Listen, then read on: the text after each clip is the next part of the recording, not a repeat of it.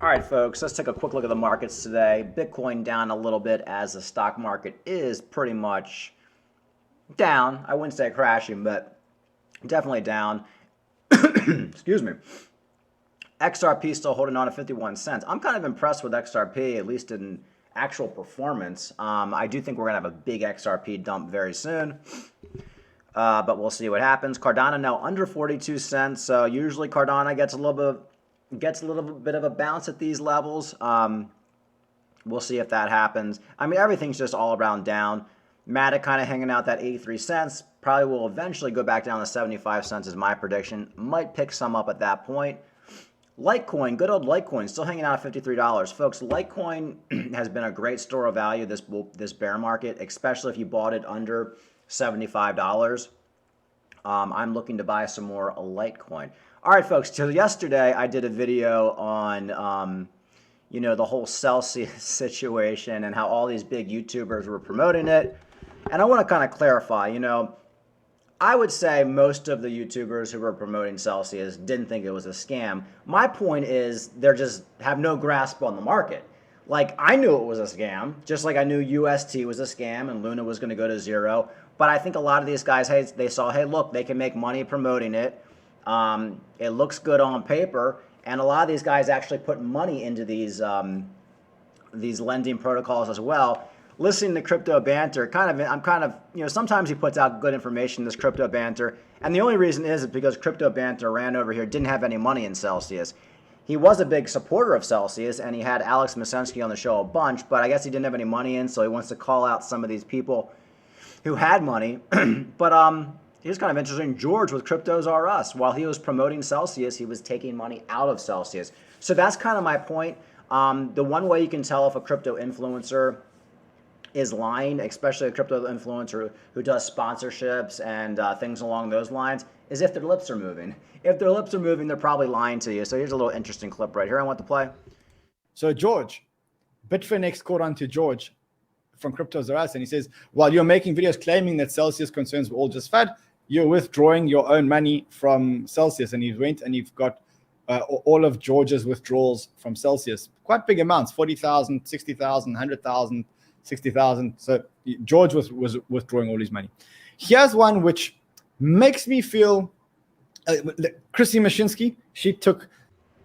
And of course, Alex Masensky's wife was taking out money, which whatever. So the point is, and so the reason they're able to track all this down is apparently that Celsius, because when you give money to Celsius, you're giving them essentially a loan. That's basically what you're doing, which is why a lot of these people will never get any of their money back. Since it qualifies as a loan, they have to disclose it. It's public record. So basically, Celsius put out a list of every single person who had money in Celsius, and you're able to just go onto this basic list and type in a name and see how much people lost. So you got like Ben Armstrong from BitBoy Crypto on there. You got, Cryptos R Us George on there, and the list goes on of all the people. Lark Davis. That's how they found out that Lark Davis was taking out millions of dollars before the crash. So just remember, folks, most of these guys who were telling you to put money in Celsius, they are profiting off getting you to put money on Celsius by using the referral links. They saw the writing on the wall with Celsius weeks before it crashed, and they were taking their money out. So, just remember, folks, these guys don't have your best interests in mind. I've been saying that for a long time. Like I said, I got into crypto in 2017. All the YouTubers that got me wrecked just, because they wanted to profit off these shit coins and the courses they were selling, or they wanted to basically prolong the bull market, so they didn't want to admit or acknowledge that we were going into a bear market because they would get more views by being bullish. So you don't see as much of that now with the people pretending to be bullish because they can't get away with it anymore. People are like, hey, look, we're in a bear market. How can you say we're bullish? So they don't do that as much anymore, although some YouTubers do. But very interesting that all your favorite guys, even the most honest guys in crypto on YouTube, they were doing the same sleazy stuff by promoting while taking their money out. Very interesting stuff. It's kind of a weird news day. There's not a lot going on in crypto today. The big news that's basically probably tanking the markets, other than we're basically in a bear market, is the whole, Russia war situation. There's some big bridge that the Ukrainians blew up that Russia was using to bring in, supplies for the military. It was a bridge that linked Russia and Ukraine. It was like some multi-billion-dollar bridge. Ukraine basically used a truck bomb and they blew it up. So Putin's very, very angry right now. So he's basically doing a barrage of missile attacks. His civilians are being killed, just indiscriminately, just like, basically just a madman in fury right now. So I think that's kind of hurting the market right now because a lot of this nuclear talk is talking right now. Is Putin going to get to the point where he uses nuclear weapons? Blah blah blah. I personally don't think he would. I think he knows that's pretty much going to be the end of his regime, and I think he doesn't need to use nuclear weapons. He's already taken some of the ports surrounding Ukraine, so I feel like that was a main goal he wanted, just to get some of those ports. So even if this war ended right now and he keeps the ports, that's still a major victory for him. So I don't think he's going to go nuclear. I don't think he's that stupid. But you never know. Like if there's some sort of little civil war going on in Russia where they get rid of Putin and then you have nuclear weapons in the hands of other people, that could be a problem. So yeah, it's not a good situation. It's definitely not helping the markets. But yeah, so right now Putin's just basically on a barrage right now, shooting missiles. A lot of civilians are being killed, and definitely not helping the markets. Kind of a shit show over there in Russia and Ukraine. Also saw this story. Cardano is not a ghost chain in any way after breaking record in number of transactions.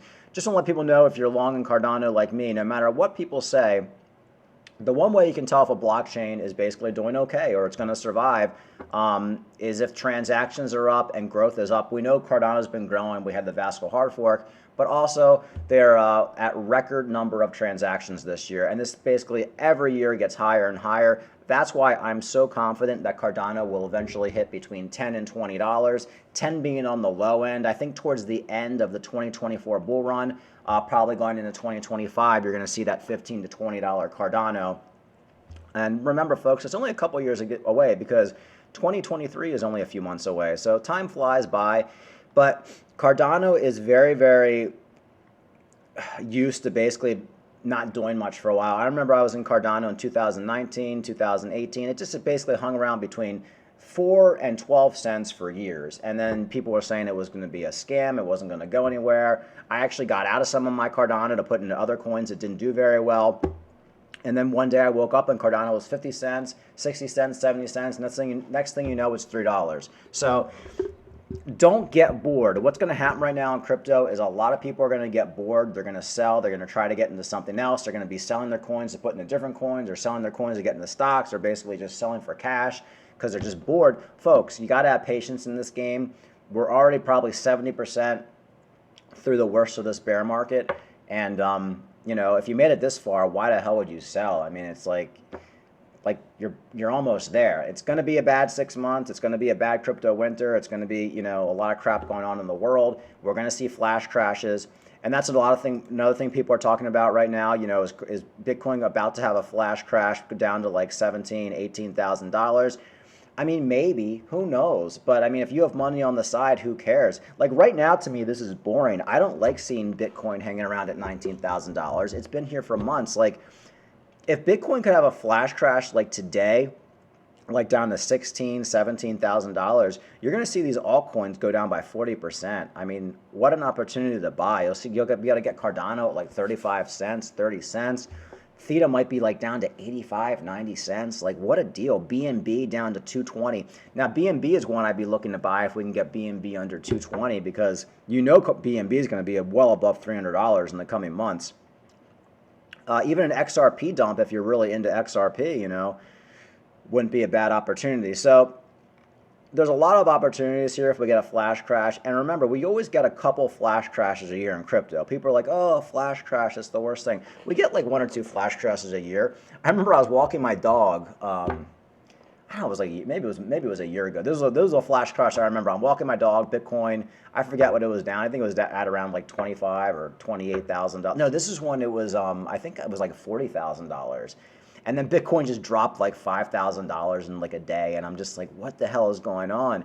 And it's just like, I didn't have balls to buy anything because I was just like so confused. There was no bad news. There was no anything. It just dumped.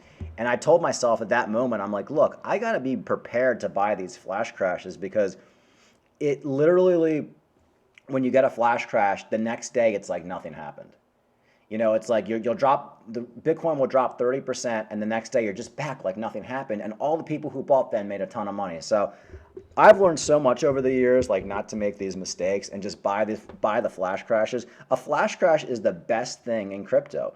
I mean, it's almost like when you go into the doctor's office and you get like a shot in your arm, and you're like, oh, I'm nervous, a shot. Oh, did you really even give me the shot? Oh, it's all over with, and you're done. You know, it takes like 2 seconds. You get it all over with quick. It's not like a long drawn out process. So flash crashes are great. I think we probably will get a flash crash at some point before the end of the year. Why not? I mean, with everything going on in the world, I think it'll probably take Bitcoin down to 17,000 if we do, maybe a little bit lower. And like I said, a lot of these altcoins will probably get a very quick spike down. Like remember, folks, I bought Cardano at 38 cents. This was the lowest Cardano has been in the last 6 months is 38 cents. I got it on a flash crash when Bitcoin was dropping down from 30,000 to 20. Cardano hit 38. Once it hit 38, I put a few $1,000s in. I thought it was going to go lower, and it didn't. And then it popped right back up to 47 cents. So I do see that as actually kind of strong resistance for Cardano, but I think it will, you know, if Bitcoin flash crashes, Cardano will dump right below 38 cents, no problem. So if you can get Cardano for 30 cents, I mean, wow, like what an opportunity. And that's kind of what I'm looking for. 35 cents I would start buying, and anything under 30 cents, like you're so set up for the next bull run in the next couple years. Like, I mean, you're going to be retiring. I mean, as long as you put like a good amount in, $3,000, $4,000, $5,000, like you're going to make like hundreds of thousands of dollars off a 25, 30 cent Cardano. Same with Theta. Theta, like I said, has the lowest I got Theta for in the last 6 months, it was 99 cents. And ever since then, every time we hit like $1, it just pumps back up. But if you can get Cardano or Theta for under 90 cents, and Theta is the kind of coin where if it dumps down to 90 cents, it'll pop right back up to $1.50. Like it'll just pop up 70% like the next day. Absolutely incredible. Remember, folks, when Bitcoin popped up to $24,000, Theta pumped up to $1.70. So Theta right now, even at these levels, is an easy double your money for a trade or just a hold.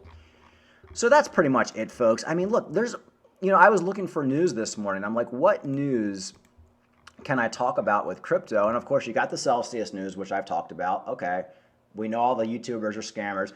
Now, I hate to say all YouTubers are scammers. They're not, but the ones that are taking these sponsorships and promoting these horrible projects, I mean, look, they don't have your best interests in mind. Let's leave it at that. Or minimally, they suck.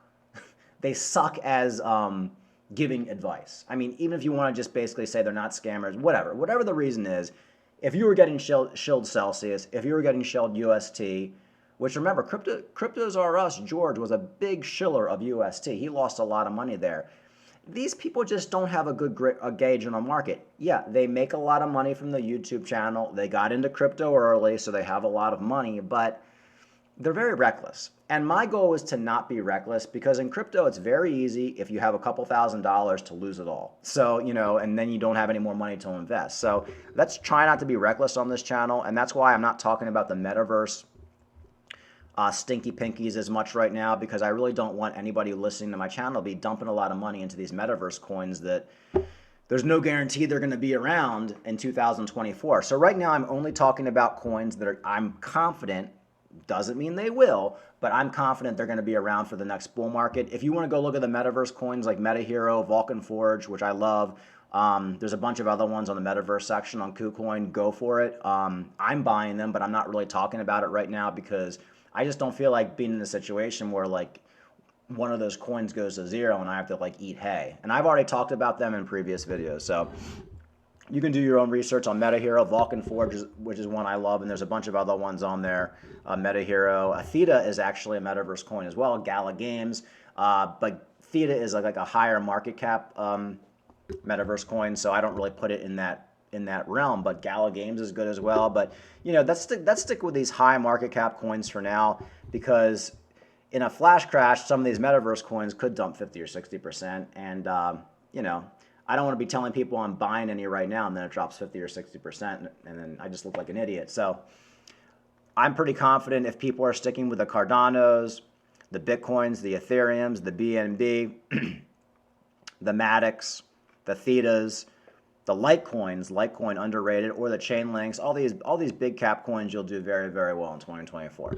All right, folks, that's it for today. We'll monitor the situation. If we get a flash crash, we'll do a video. Have money on the side, and like and subscribe to my videos. Have a good day.